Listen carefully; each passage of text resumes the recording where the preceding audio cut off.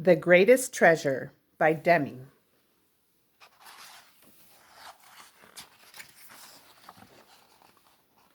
Long ago in China, there lived a rich man named Peng.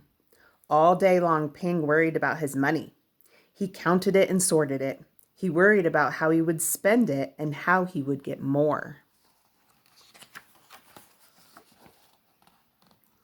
Peng had 5 sons. When his sons wanted to play with him, he scowled. "I'm much too busy," he cried. Then when they ran into their mother, she would say, "Remember the great proverb, my sons. With money, you are a dragon. Without it, you are a worm."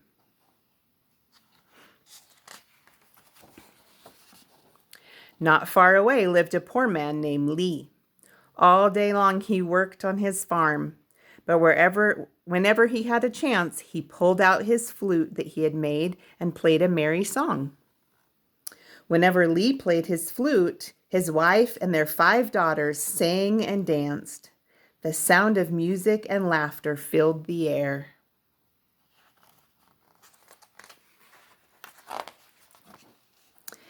Day and night, the music and laughter from Li's farm reached Peng in his great house. Then Peng lost count of his counting, and he had to begin again. "This merriment has to stop," declared Peng. Peng had an idea. If Li were rich, he thought, he would not have time to make so much noise. Peng filled his large bag with money. Then he rode in his carriage to Li's door and delivered his gift. "I wish to share my treasure with you," said Peng to Li. "Please take these gold coins. Use them wisely." Li could hardly believe his eyes.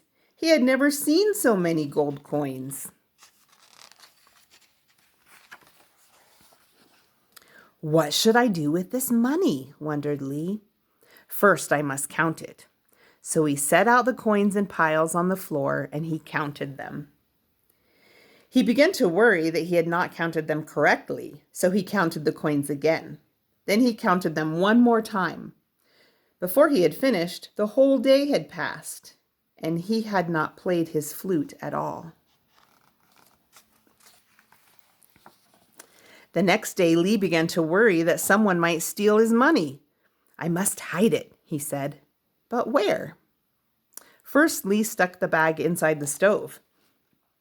Then he put it in the cellar. Then he tied it to the rafters. Finally, he dropped it into the well. Before he had finished, another day had passed, and Li had not played his flute at all. The next day, Li began to worry about how he would spend his money. First, he thought he should buy an ox. Then he thought he should buy a plow. Then he thought he should buy 6 fat hens. Then he thought he should buy a fine robe. Before he could think any more, another day had passed, and Li had not played his flute at all.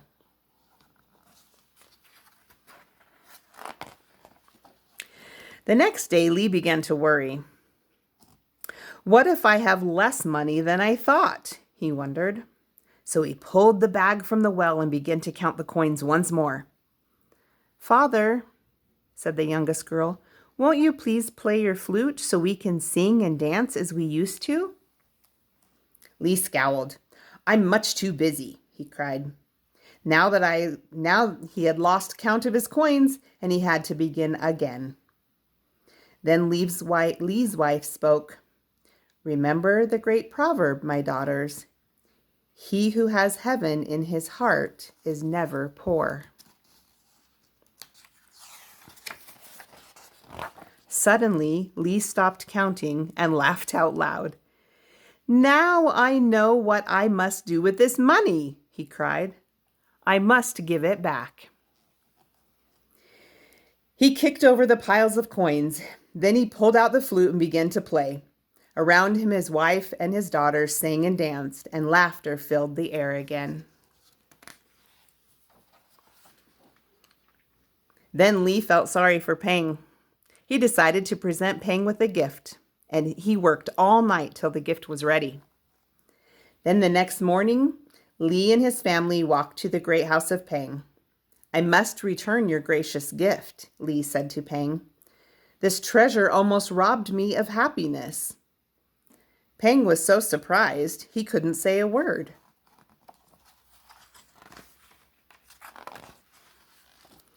"Now please let me share my treasure with you," said Lee. And he handed Peng a package. Inside were flutes that Lee had made, one for Peng and one for his wife, and one for each of Peng's 5 sons. Lee gave flutes to his wife and 5 daughters too. Then he brought out his own flute and began to play a merry song. Lee's family cheered and began to dance and play. Peng's wife and 5 sons blew into their flutes, and soon they too were dancing and playing a merry song. Peng covered his ears. "How will I keep track of my counting now?" he cried. And Lee said, "Remember the great proverb, my friend. Gold and silver have their price, but peace and happiness are priceless." Peng smiled. "You're right," he said. Then he too began to play on the flute that Lee gave him. And now they shared the greatest treasure of all.